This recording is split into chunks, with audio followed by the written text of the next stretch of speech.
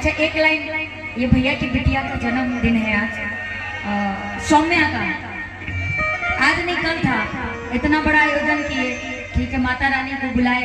कम से कम बेटियां जो होती है ना, वो माँ का ही स्वरूप होती है। छोटा सा केक लेके कटवा देना चाहिए। और एक सौम्या के लिए आप लोग जोरदार ताली बजा दीजिए जितने लोग हैं। एक बड़ा प्यारा गीत बस 2 लाइन में मैं समाप्त करूंगी बेटियों के लिए। माइनस नहीं।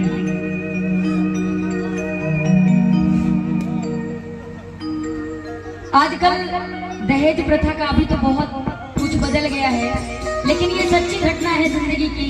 होता है ऐसा दहेज के लिए।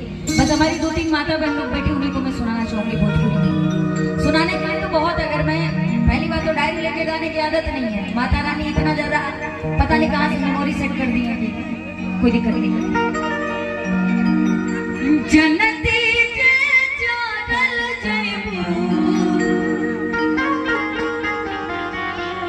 अरे आग में दहेज में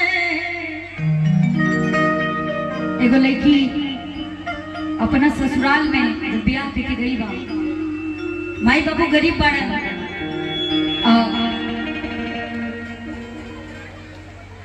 दहेज ना दिला के कारण ससुराल वाले जार के मार के मार दिए। लेकिन जब गरीब बाप अपनी बिटिया के जरा लाश देखा था तो बस एक ही बात कहा था, और करेजा पे पत्थर रख के कहा था। और लोगों को सोचा रे भाई तू कम कैदा चली, लेकिन हाई कुल मत करा। हम कभी बोलते नहीं है माइक में, तो स्पेशली साउंड के लिए बोलते ही नहीं है। हमको लगता है चलो भाई इलेक्ट्रॉनिक सिस्टम में डिस्टर्ब हो सकता है। बाप अपना बेटी के देखत बा जरल शरीर कहत जनते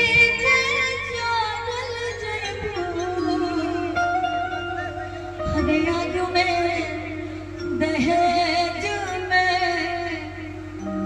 अब पाप नाही करती बेटी, पाप नाही करती बेटी, ससुराल में भेज के पाप नाही करती बेटी।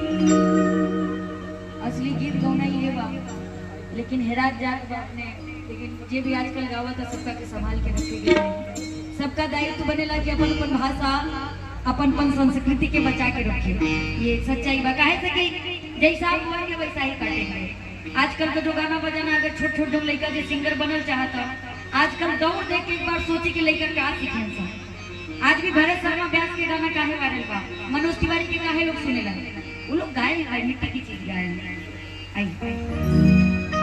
जनती जानल जयबो, जनती जानल जयबो, आग में दहेज में, जनती जानल जयबो, आग में दहेज में। पाप नहीं करती बेटी, पाप नहीं करती बेटी, ससुराल में भेज के पाप नहीं करती बेटी, ससुराल में भेज के